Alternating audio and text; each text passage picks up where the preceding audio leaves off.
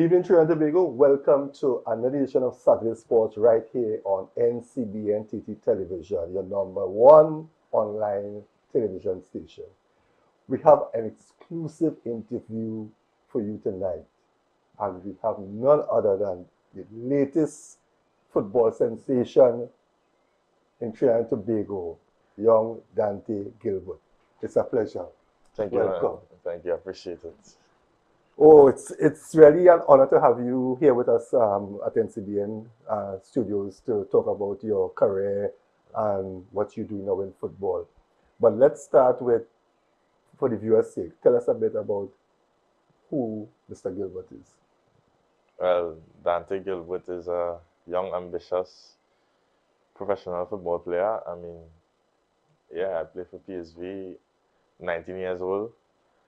I also represent Trinidad and Tobago, made my debut a few days ago, so yeah, is who I am. Let's start. When did you realize that football is the sport that you want to take as a career? I believe when I was a young age, like 9, 10, I realized, okay, for sure I want to be a professional footballer, not just a footballer, because you have a lot of footballers, but not professional footballers. Yes. I mean, seeing likes of like Levi Garcia, I mean, this is what made me like really push to be a professional footballer, because I would hear him talk about how much he wanted to be a professional footballer, and it kind of gave me the same drive and courage. So are you saying that Levi was one of the role models or the person who you really look up to as a footballer? Yeah, for sure. Yeah. You know, it's good that you're saying that, because most of the time when you talk to young footballers, they always look and tell you it's Lionel Messi or one of those big names outside here. But it's good that you saw a local individual that you wanted to pattern yourself after. Yeah. Now, I know that you started at a young age with Dunstan William Academy. Yeah. Tell us about that, what that did for you. No, I was really young this time, but for me, this time in the game, it was just all fun. So I would enjoy playing every Saturday, with Dunstan, with all the kids. I mean, everyone was from South, so it was like most people that train with Dunstan, I also go school with. So it was like, for me, this time it was really enjoyable, but I just happened to be one of the more gifted players among the group. So it was like, okay, I know I could do this, I could score goals. So then I was like, okay, I'm not just going to stay in Dunstan, I would try to be a professional footballer, you know. So, and then when you left Dunstan, you went to Anthony Sherwood. Tell us about that experience. Well, we know Anthony Sherwood, who the type of person he is, the big career he had in Trinidad. Yeah, for me, my father saw Anthony Sherwood opening an academy, and he was like, okay, this is a good opportunity to play under a type of coach like this, ex-player like this, you know. And he took me there first day, and the first day I remember exactly what happened. Sherwood was like, who's this young guy, where he come from? And then right after that, I went by Sherwood every Monday, every Wednesday, every Saturday, until up to recent. And then after that, how did your career progress? Well, as you know, Sherwood doesn't play in like league. Development academy. Yeah, so like obviously I need to play games. I need to be man to man with other top players my age in Trinidad. So then I moved to W Connection to start playing Youth Pro League. So I would have been, I think, like 12, already playing on the 15, not on the 13. And then sometimes I play on the 13 and on the 15 one day. Maybe play on the 13, 15 and on the 18 one day. Things like this. So you use one that in football terms is called a ball pyong. At that age, at that age, the whole day I was playing football, because Pro League used to be one full Sunday. I think I would go there on the 13, play one game, eat lunch, eat something, on the 15 play another game, and maybe on the bench on the 18 and come on in like last 5-10 minutes. When I think about it, I don't know how I was doing it, but I'd do it. And what was the response from your parents, the support? No, anything I wanted to do, if they're not going to say I can't play because I want to play. So, Are you the only child? no, I have a sister, Okay, older because sister. you know sometimes you get that privilege when you're the only child. You know they allow you to do anything you want to do. No. Yeah. Now, growing up, you know, you tend to see footballers when they go to train, they will reach at the venue, they will sit, and they will only get up when the coach arrives. But when you talk to the older guys like the Steve David and the Archibald and these guys, they will tell you that from the time they reach on the venue, with or without the coach, they on the field. Yeah. You know, they kick in the ball. They don't wait for the coach. Are you one of those players who don't wait for a coach? You get on the field and you start to warm up. By the time the coach reach, you're already warm and ready to go? Yeah, for sure. But it come back down to me being a ball young. So I want to play with the ball if I reach it. But also, Anthony showed at a young age, like, he would tell us about these stories, and he would like be like, okay, these are the type of people that made it, and this is what they did. So for me, if I hear that, I would probably be like, okay, I also want to make it. So I will come earlier, maybe run laps before, maybe just dribble, shoot, I don't know, anything I want to do at that given day, and it would be open. Okay. So during all that time, I guess you played primary school football too? Yeah, with San Fernando Boys RC, yeah. Right, yeah, that's a good school, yeah. And then you end up Princeton College, back with Dunstan and Sean Cooper. Yeah, Tell us a bit about that. No, well, I've been training with Presentation College since I was in maybe standard 3. In primary school? Yeah, plenty people don't know that. Maybe standard 4. Okay. So I would train there on some evenings, and then I would train on Saturdays most times. Okay. But at the time, the coach would have been Brian Williams. Yes. Alongside with, but it was Brian Williams really leading. So I would go there. Brian Williams would always ask me to come. Sometimes, okay, I finished my school in Boys RC 3 o'clock. They finish 2:30. They start training 3:30. So I just go from Boys RC, just come straight to press, and I was training with big guys like, okay, Jordan Riley at this time, Kareem Riley, Kyle Moody, Jared Gordon, I mean, the whole list of them. So when I actually then come into press, it was kind of like they knew who I was already, you know. It wasn't like, we don't know this player. So at a tender age, you were already playing big man football because you're playing with the older guys. Yeah, training at least. Yeah, for sure. At a young age. So then you end up passing for prayers. Yeah. Right? So take me through that journey. When I passed the prayers, at first they was telling me I could only play Form 1 league. And I didn't want to play Form 1 league only because it was a one-day tournament or something. I wanted to play under 14, under 16. So then I had a meeting actually with the principal and Sean Cooper. And he was telling the principal, okay, I'm good enough to play under 14, under 16. Why not? They say, the first year, focus on school a little bit. And then my father came involved, and he also pushed me to play. And then I ended up playing. So I was the first person to ever break this rule, apparently, from what I know. Okay. So it was a good journey. And then one of your biggest achievements was the Intercol Finals in 2019, when you were the youngest MVP at that game. Tell us about, that's when you played Sawa. Tell us about that experience. Well, I think like the whole season I had a good flow. So by the time the final come, I was a regular starter. I was solidified in the squad. So I think I was playing way more free and just doing whatever I want to do. I had a key role on the squad, so it was like, okay, give you the ball, but nobody restricting it because you're young. They let you do what you want and be free and, you know, express yourself and your ability. So yeah, that game for me was probably my favorite game in a long, it's one of my favorite games because obviously we won the national intercol final. After it being so long, we didn't bring the title home. I mean, yeah, it was really a good experience for me playing in the midfield there alongside Aline Barclay and Akil Jacob. I love this game. When you left school, you went straight to Jablote, or no? You stayed at Double Connection? No, when I left school, would have been COVID.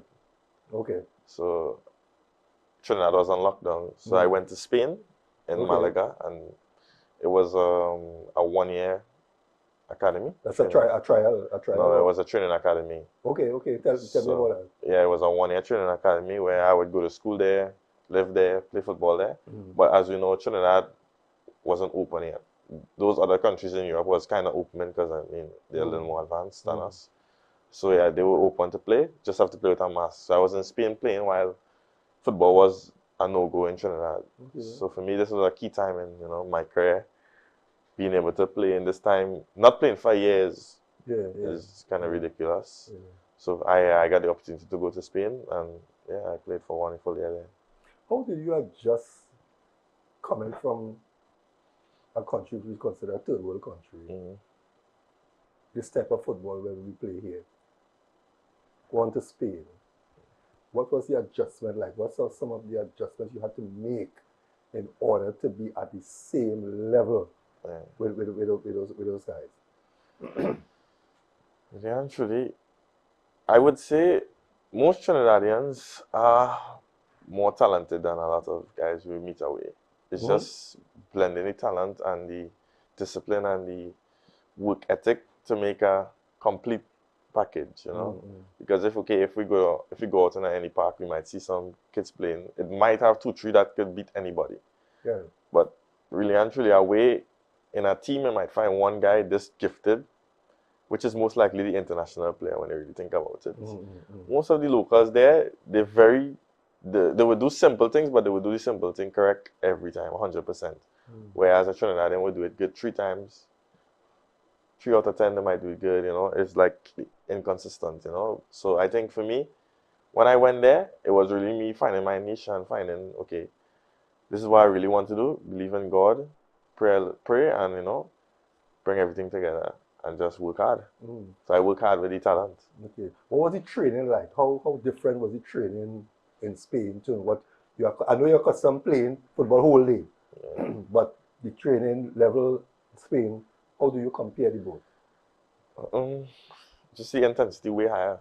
I mean, when you first go, you might feel like a fish out of water, but as soon as you get comfortable and you really just let time to adjust, you would really, fit in good. If football is really where you want, you would figure it out. Trust me, I think. So you play football whole day, or you went to school? No, well, I had to go to school in the morning, from let's say 9 to 11. Then lunch, and then we have training from 3. Okay. So 3 to 5, and then we have gym, and that would be my day. 7 days a week. And how long was this stint in Spain for? 1 year. 1 year. Yeah, 1 year. And when that ended, you came back home? When that ended is when I came back home and went to Salmo Jabate. So I came back home, went to Salmo Jabate to basically become a professional, because I didn't play with Double Connection first team. Okay. So I needed to be a professional footballer before I could go back out to trials to try and look for clubs, because it would need to be a transfer when I go back there, Right. It wouldn't be like, it had some information with that. I can't really remember exactly, but it needed to be a transfer. So I needed to be a professional somewhere. So I came back to Trinidad and make my debut with Jablete and played I think 10 games in the TTPL. And Was it difficult when you came back from Spain to come back to local football to play your game, your normal game, that what you learned within the year in Spain? It wasn't easy, but I think it's about me not dropping my level, because I would see, okay, this wasn't a high level, to be honest.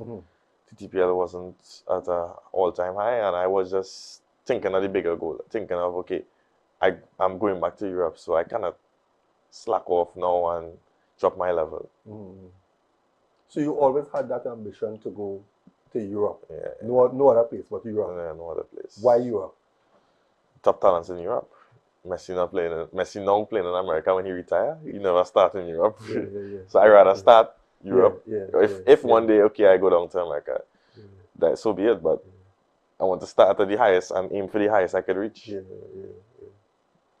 Well, I know you said that Levi was really one of the players that you really looked up to. Yeah. But internationally, who are some of the players, or is there one individual player that you really, looked at and, tried to, take little pointers from? Yaya Toure. For me, he was the best midfielder to play the game. A lot will argue, but I think for me it was Yaya Toure. Okay. And of late, Paul Pogba, because I think I have similar build, similar attributes as him, so I would take bits and pieces from him, Jude Bellingham. So like, when Yaya Toure stopped playing, I would watch games and I would take bits and pieces from everybody. I never really had a, let's say, an all-time favorite after Yaya Toure. So yeah. What do you say is your strongest, in the game, strongest point in the game? On the ball, I think I'm quite a good player and I'm able to score goals from midfield, which a lot of midfielders cannot do. Some midfielders, okay, they could defend, defensive midfielders. Some midfielders are good passers of the ball, but it's the ability to do all three, which I think would take it to the next level and make you a top player. So I think I have the ability to score goals as a midfielder, the ability to run box to box, defend and attack, and yeah, I think I could pass the ball pretty good. So that's for me. I think I'm a pretty all-rounded midfielder. Okay. You have just about a minute remaining before we go on break. What I want to find out from you when we get back, because I know it might take a little while, is the support of your family, because in everything, the support of your family is really what drives you and motivates you to be comfortable in whatever, be it on the football field or in a job. That support, family support. Yes, friends is good and all, but that family support, right? So when we come back, I just want to touch a bit on that family support, and as we continue your journey into what you see as the big picture in football. Viewers will be right back after the short break, and we are talking to Dante Gilbert, the young Trinidad and Tobago professional footballer. We'll be right back after the short break.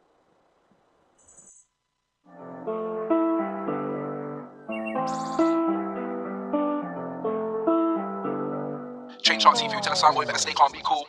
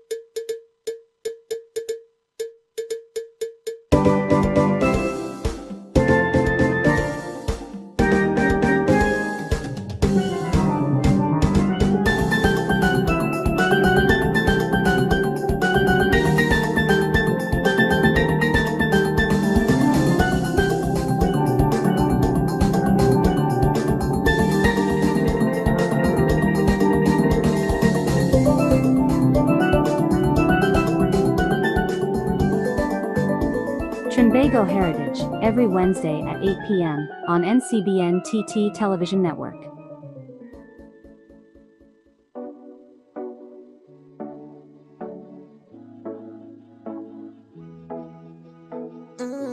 Hi, I am Nigel. Quote Me Today is your daily motivational segment to start your day right. Join me Monday to Friday, 9 a.m. right here on NCBN. Remember, wake up with a smile. Today is your day.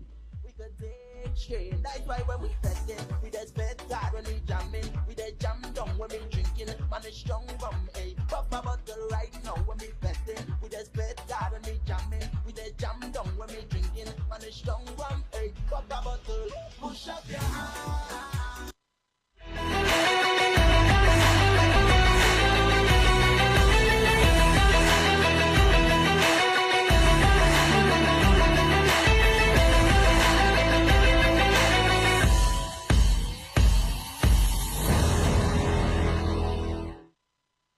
Welcome back, viewers. Welcome back to Saturday Sports. Dante, before the break, I asked you about that family support because talking to you and hearing when you were in primary school and you're going here and you're playing all this other football, your family must have been that major support because at that age, somebody had to be carrying you from here to point B to point here. What was that family support, was like for you? Well, my both parents have been very supportive of my dream from the moment I said I wanted to do it. They're the type of people like, okay, if you say you want to do this and you show that you're going after this, they would support me 100%, whether it be me or my sister. Right. So You're the only boy? yeah. Okay. So yeah. That's why it had to be something to have you to get so much freedom. That's the only boy. Yeah. So anything I want to do, they will support me 100%. Right. Mom, dad, my father come every training session I had. That's whether nice. it be Port of Spain, San Fernando, he works in Cuba. Well, south. Yes. But if I have training 3 o'clock in Port of Spain, he would pick me up to carry me. It don't matter the distance, he will always be there. My mom, same thing. If I need her to pick me up, she come in anywhere. So they were really very, very supportive. Yeah. So, okay, let's go back now to the stint with Jablete and the 5 games, right? How did the contract with PSV came about? Well, I went to Jablete, played. I already had the trial in PSV with my manager. I have an agent. He's Humphrey Nyman and Robin Nyman. Also the same agent as Levi Garcia. Okay. So I went to Holland before I played with Jablete. Oh, so you went to Holland when you leave Spain? Yeah. Okay. I went to Holland for 3 months. Okay. And did training with a few clubs. Then I got invited back to go a tournament in Portugal with a Dutch team, like not a big team, a team called Odin 59, not a huge team. And I played against top teams in Europe. So I played against Club Brugge, Porto, Braga, Benfica, PSV, Ajax. Okay. And I was a standout player in this tournament. And I guess that's where the conversation happened with my manager as well. This is just behind the scenes. I also don't know. Okay. And then I got invited to go another trial, first trial with PSV. This trial lasted 1 week. It went pretty well, but they won't sign a player after 1 week.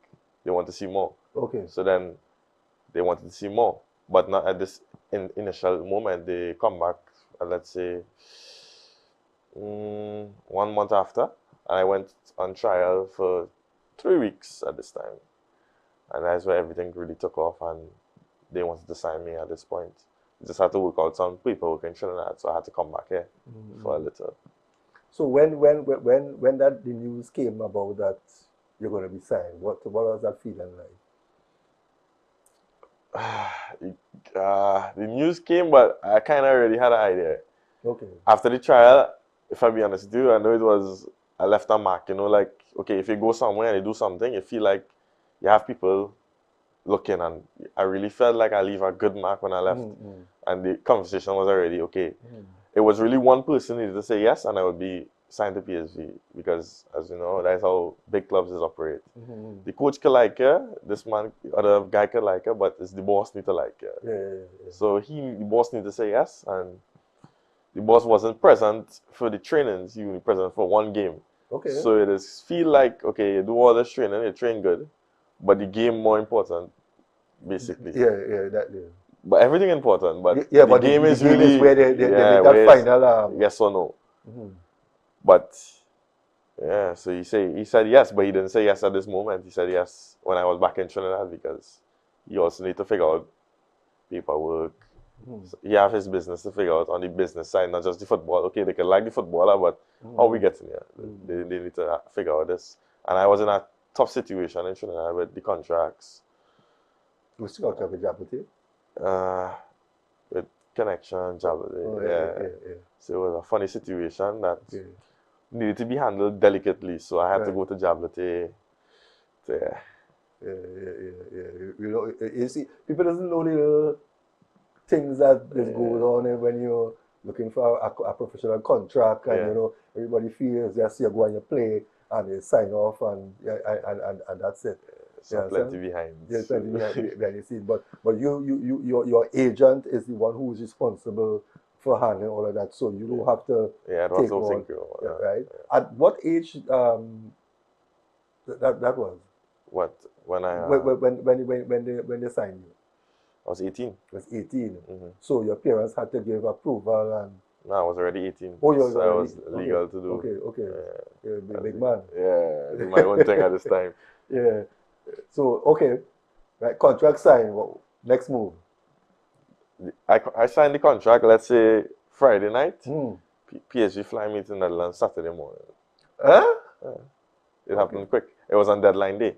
So the day I signed, I flew there Saturday 9 o'clock.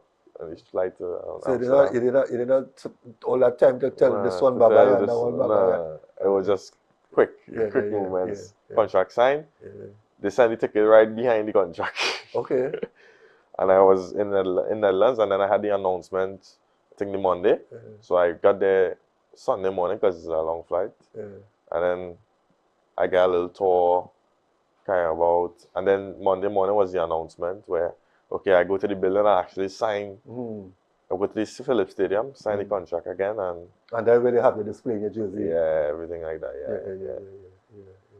That was a good moment there. That's where it really kicked in. Like, you sign a paper, but you didn't really, you didn't feel it till you go there. You know?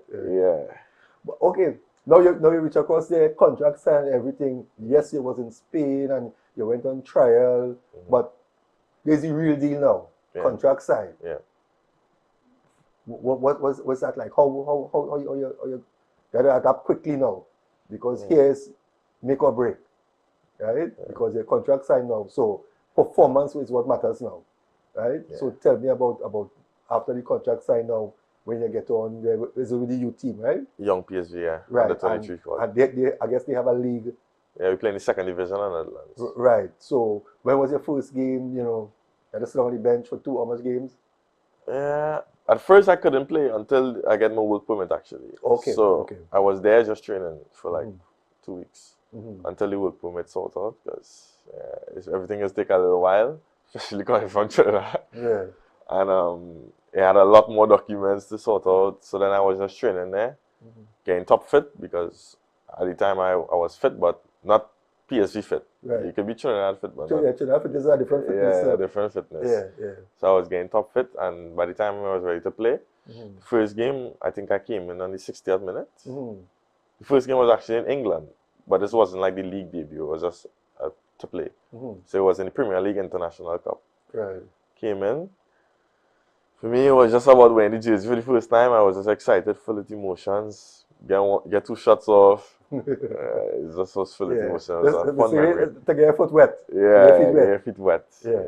And then came back to Netherlands, and then had the league. So then I make my league debut at the home campus at the Etihad. And that was different. That was like, okay, you're coming in the field, everybody clap for you, everybody saying the name, debut, etc. Just get a few minutes in, run up and down, get the ball. You feel like when you play these type of games, you don't get tired. Any additional pressure on you going out on the field? Butterflies? Yeah, natural butterflies, which is needed. I mean, if you don't get butterflies wanting to play football, I don't think you should play football. So for me, it was normal butterflies, just eager to play, show something, do something, score, first goal. First goal came like, I think, 5 games after. A header. It was my favorite goal, actually. What was that? What was that like when I scored this header? I just remember I see the ball coming, and I was going first post. I was like, I just gonna put my head on it and flick it last post. If it don't score, most likely the person going last post could tap it in, and it went in the goal. So it was like, I scored my first goal. It was a good feeling. Was it a day in the life of Dante Gilbert at PSV? So a day in life, I would. What time you get up? Like everything. Okay, I would wake up like 7:45 or 8 o'clock most times. And then I would go to PSV. I would leave home maybe like 8:15. You all live together, No. or You live wherever you want. So I live, let's say, 50 minutes from the campus. right. So I just And the club set give you accommodation. You have to get that on your own. And, you could get with the club, but I have on my own, you know. okay. Like most of the players in professional, because we are young PSV, which is a professional team, not like the young academy. We could do our own thing. We don't have to be in housing. So like, let's say from under 9 to under 18s, they need to be in housing. Okay. Because they are under 18. So we are like professionals. We can. So I have my own place, everything. Okay. So yeah, I wake up 7:45, 8, leave house like 8:15, 8:20, go to PSV, have breakfast for 8:30. 9 o'clock, go in the dressing room, chill a little bit. Then I would probably, let's say maybe I have to do I don't know, sometimes we have gym, sometimes we have meetings, sometimes maybe we have like sports psychology and cognitive is like for the brain and etc. So the schedule varies sometimes, but training is always from 10 to 10. So 9 o'clock to 10, probably have something to do, gym, cognitive, meeting with the coach, etc. Then 10 o'clock, 10 to 10, training. After training, lunch. Some days you might have a next session in the evening. Depends on the schedule with the games, how it falls, etc. Let's say we have no game.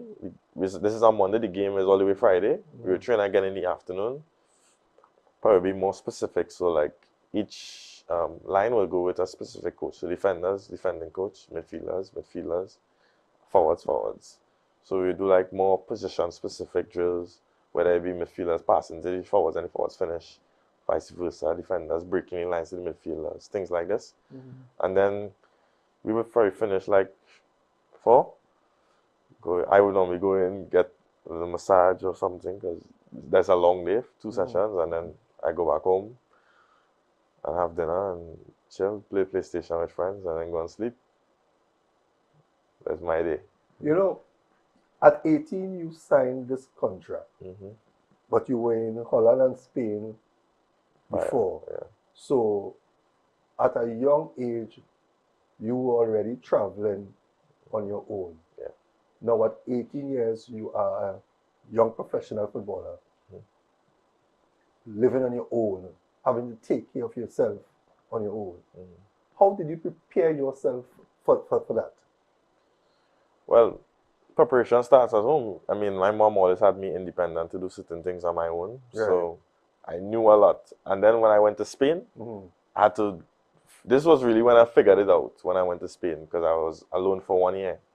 This time I was in housing with the team. Right. But so, you still need to do things on your own, because you can't depend on anybody else, because they're not your parents. I mean, they would do things, but not like your parents. So you need to be independent. This is where I really learned, okay, I need to learn to probably make some breakfast. I need to learn to cook a little bit. But you can cook before you leave Trinidad? A little bit. None of the fancy things. Boil water and fry egg.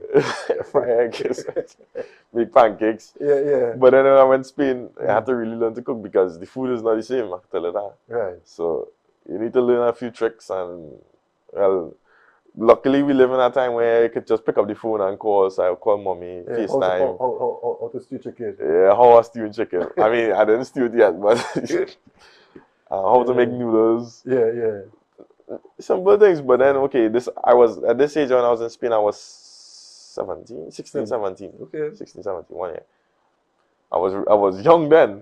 So I really need to figure it out, and I think it was a smooth transition for me living on my own, because I would always look at the bigger goal. I'm not saying it won't get hard, because it would. You would miss home and you would think, okay, why am I doing this? Do I really want to do this? You would ask yourself these questions. But then it's about you thinking of the bigger goal, and then sometimes it will come down to you, okay, you feeling like this? Because I would say I reached a point in time, I was like, I really want to do this? You know, I was That's one of the questions I have to ask you. Yeah. Because in all sportsmen career, there comes a time when you sit and even just for a second, Yeah. you say, are you really supposed to do this way? Am I, you know, did that ever occur to you? Yeah, it did. When I was 16, I was like, Yeah. I really want to go down this path, or I want to go back to school and be an engineer or a lawyer or some kind of thing. But like, then it just, I don't know, something happened. I just be like, yeah, I really want it. But that would be the time where you would be like this, and then the next day you would be like this. Yeah. You would think, you would think about it, and then as soon as you really switch your mind and you say, yeah, I want to do this, then the workload gonna increase randomly, and you will feel yourself go from 70% to 90. And like one day, it's just a mental thing. I mean, now that I do mental coaching and cognitive, and you learn about your own brain. It's very interesting how the brain works, you know. So yeah. And in moments when you start to miss home, how you handle Well, the situation? now it's different. Now I could, if I miss something home, I could send my mother a plane ticket until I come for a week, come for 2 weeks, come for a month, father, sister. So I could get a taste of home. But yeah, that before, I don't know how I was dealing with it, to be honest. Yeah. So the youth team, the players all receive a salary. Young PSV is professional team, so yeah, receive salary, because and also some under 18s. PSV have special talents. No, why I ask you that? Because you know, say if people hearing, okay, a youth team, they might feel, well, okay, because in Trinidad here, the youth players, they get no money. But like, it says youth team, meaning like it's the B team to the second team. To the first team, sorry. To the first team. So at any day, the first team coach could call you to play the game with the first team. And I guess that's in the back of your mind. Yeah, that's my goal. Yeah. So it's like we play in the second division of Netherlands. So we are the youngest team in the second division. There's young PSV, young Ajax, and young Utrecht, and young AZ. These 4 teams play against top teams that try to make it into the first division. We just cannot get demoted or relegate or advance up. So we just play for the development for our first teams. But we did take another break. Viewers, we taking our final break. We'll be right back to chat a bit more with DANTAYE Gilbert. We'll be right back.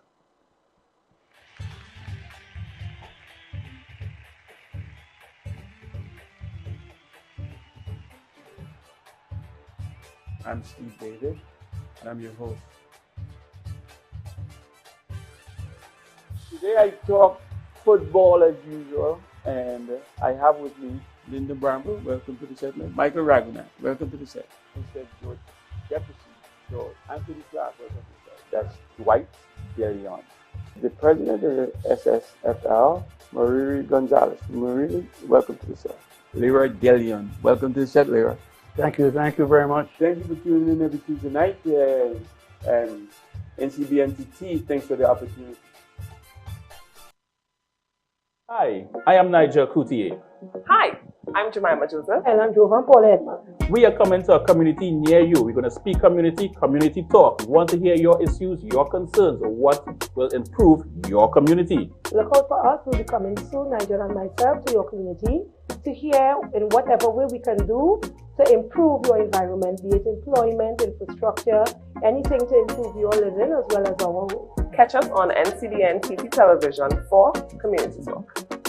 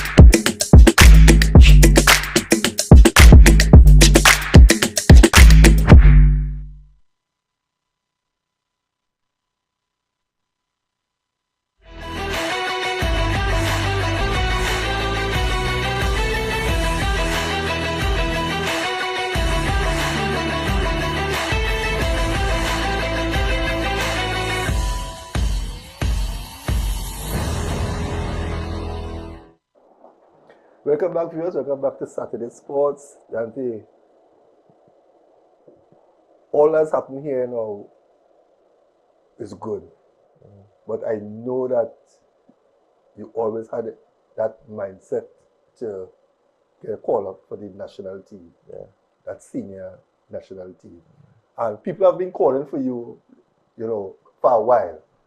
And you wanted to find out how you getting called up, we see other names. But everything happened at the right time. Right? When did you get the call up to join the national team from Coach Angus? Well, I actually was on the provisional list for the Jamaica game. Okay. No, not Jamaica. Canada game. The game where, if we win, we go Copa America. This game. Yeah. So, I was in the provisional squad for this game, actually. But I had a little niggling injury that I was like, okay, I don't think it's the right time to go.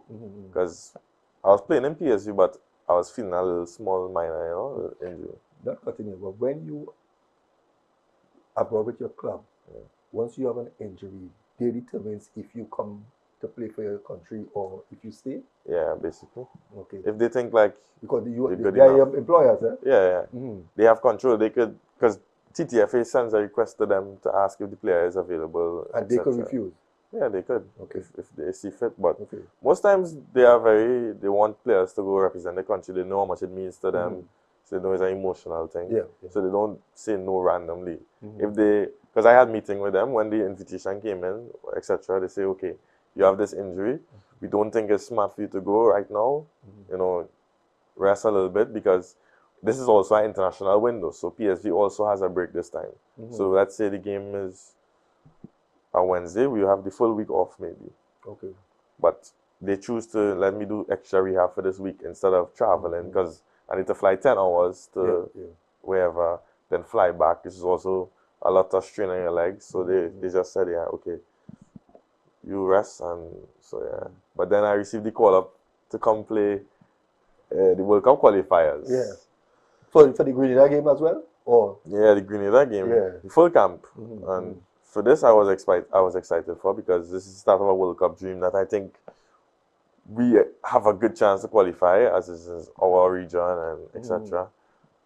So I was really excited about this call-up. And I made my debut against Bahamas. It was an easy game, 7-1. And you scored? No, I didn't score. I got assist. You didn't score in that game? No, I didn't score. Okay. I came on and assist Nathaniel James. Oh, yes. Yeah. Tell me about that experience. Now, when I came into the field, it was just for me to just do my thing, really. We was already up 5 or 4. So I was playing with no nerves, playing free. So I was just expressing myself, getting the ball, dribbles here and there. Still trying to keep and maintain a solid performance, as I always try to do when I go on the field. And just try to get the goal difference up. That was really the goal when I come in. Score, assists, anything. We want to get more goals because we know in like a group, it could come down to goals. To goal out, yeah. So and you're in the group with Costa Rica. Yeah. I think right now you are second. Yeah, we're second. Yeah. So you never know when goal difference will play a part. So we were trying to rank up the goals in this game. So when I come in, I was serving, Showtime, Natty, just trying to get the goals. So. When you look at this present crop of players that play on the national team, I'm asking you this question based on your knowledge now of the game from Europe. How are you looking at that? How do you see this team, and where do you see this team going? This team we have is a good team. It's really a good team. The guys all get along. This was my first time in the camp, and well, obviously I know the players because all of us play Trinidad at one point, or they maybe know me. I know them from social media. We spoke before. Yeah. But when I actually go there and in the camp with them, it's like they actually have a brotherhood and they're ready together. So it's like I come in and just join in. So it's like I think this team have quality also, and the brotherhood. You just need to need that drive sometimes. It have a it factor that we're missing. Yeah. I don't mean to be like, okay, we're not going to do this, we're not going to do that, but it have a it factor that missing in the squad, that killer instinct. Yeah, something. Yeah, that fight. Yeah. Which I think now when we unleash the youths, bring in Malikan, etc., you get this it factor coming because we have experience, yes, but we need some fire. We need some new generation, you know, something like this. And we have the players. It's just the exposure that is needed. I think it will come in due time. What is your long-term goal for football in general? And when I say football in general, I'm talking about for your club outside and for the national team. At the end of the day, I want to leave a mark in football. Right. So whether it be I play for the biggest team in the world, that's a good thing. If I make carry at a World Cup, that is also a big thing. So I just want to be the best version of myself I could be. Whether it be PSV is the biggest club I play for, I'm okay with that. That would be I accomplished that. Yes. Whether I be Trinidad, make it to any huge tournament and win, that is my goal. That I just want to be the best version of me. Now, what advice would you give to young footballers who have their eyes set on making it outside there, if not for PSV, for some, sometimes when you ask a Trinidadian, they always want to go the English League, Manchester United or this one. But what advice would you give to a young upcoming footballer who has his eyes set on getting a contract outside here? Because it don't happen just like that, right? Listening to you, I mean, you put in the work where other guys were playing an under 14 match and going home. You were playing under 14, under 15, under 16. You were going because from an early age, you had a mindset of what you wanted, right? What advice would you give to them? I would say first, you believe in God. I think God will carry a lot of places if you have strong belief, and you need to work hard and you need to have discipline in what you want to do. You need to really know what you want to do and go after it, I think. It's like, okay, you're a good player here, but are you a good player when in Europe? You need to put a little switch because you never know till they go. So for me, I experienced it. I mean, I went on the trials when nobody wanted to pass the ball because of the way I play in this position. I've been on it, I experienced it. It's just about you. How you dealt with that? You can't do nothing. Because you're running on the field and you ain't getting no ball. I mean, players will get the ball, but like, one man might say, you come in here to take your partner position, so you can't get no ball to show nothing.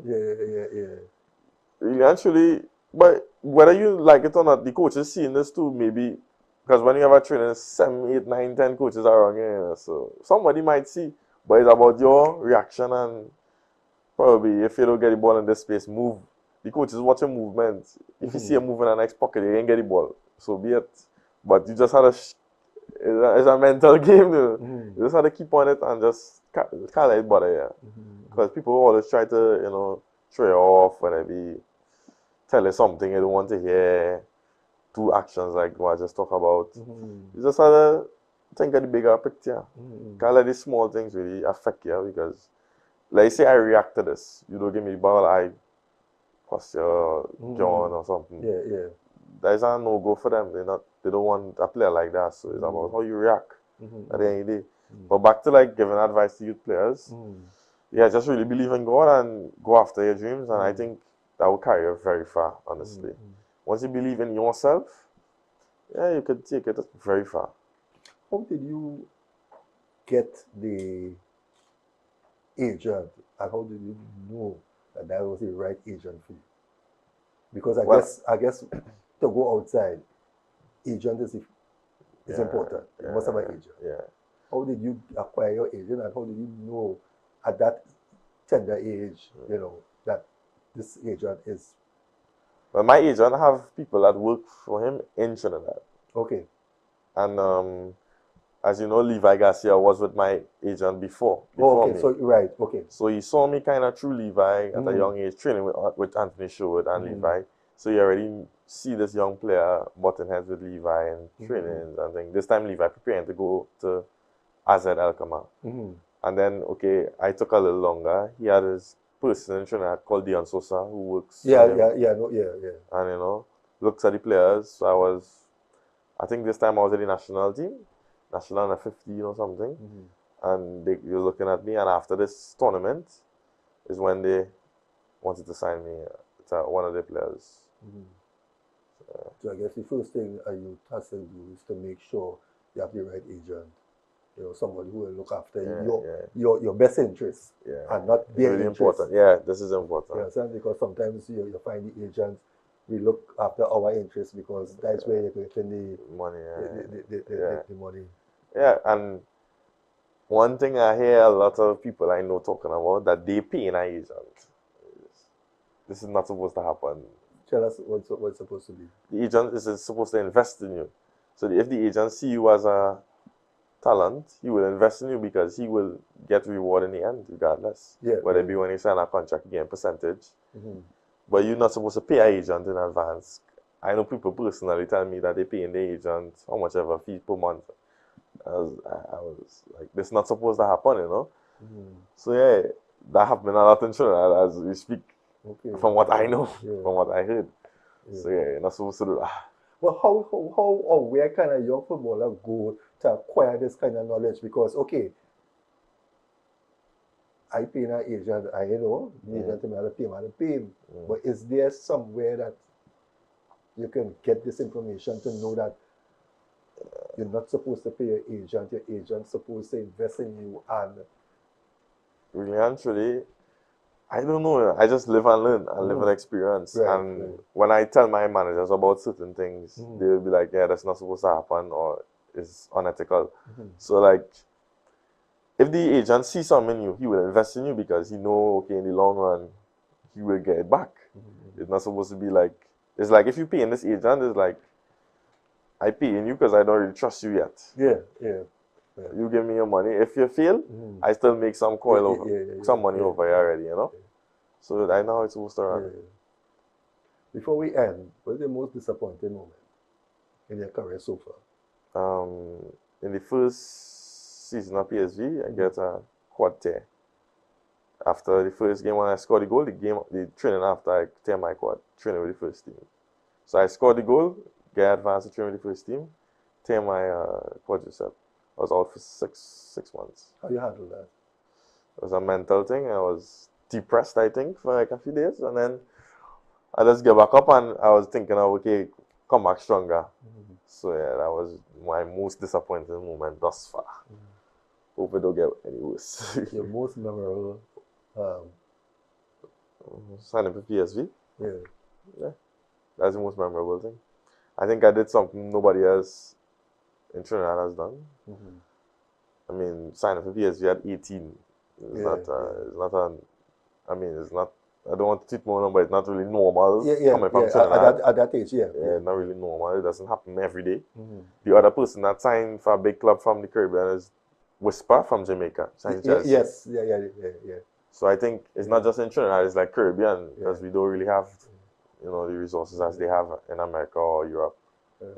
Before we end, I know that there are a lot of people who has paved the way for you and assisted you. I want to give you this opportunity to say thank you. Honestly, I have said all the names. Everyone know themselves. I really appreciate everyone that supported me on my journey, and yeah, the journey has basically now begun because you advance, but the journey always now beginning. Because I have bigger goals and bigger aspirations, and I know everyone will still support me and whatever I need. So yeah, I appreciate everyone and thank you. Dante, it was a pleasure. As I said, it was an exclusive because I think I see you on no other interview. Right? So it was a pleasure sitting and chatting with you here. And on behalf of NCBN and the staff and everybody here, we want to wish you great success. And from listening to you from the start to the end, we know that you have your head on your shoulders, well secure, and you know exactly what you want to do. So all the best and we hope that when you make the senior team, you know, we can have another chat when you come back for sure. on a short vacation. For sure. Viewers, we have come to the end of another edition of Saturday Sports here on NCBNTT Television. We were talking to Dante Gilbert, the PSV youth, well, professional footballer. Great guy, you know, great people behind him, Dunstan, Sherwood, Sosa, and the management and staff at PSV. So we want to wish him all the best, and we hope that you did enjoy this segment, and we hope that you will join us next week for another edition of Saturday Sport. Do have a blessed week ahead. See you next week.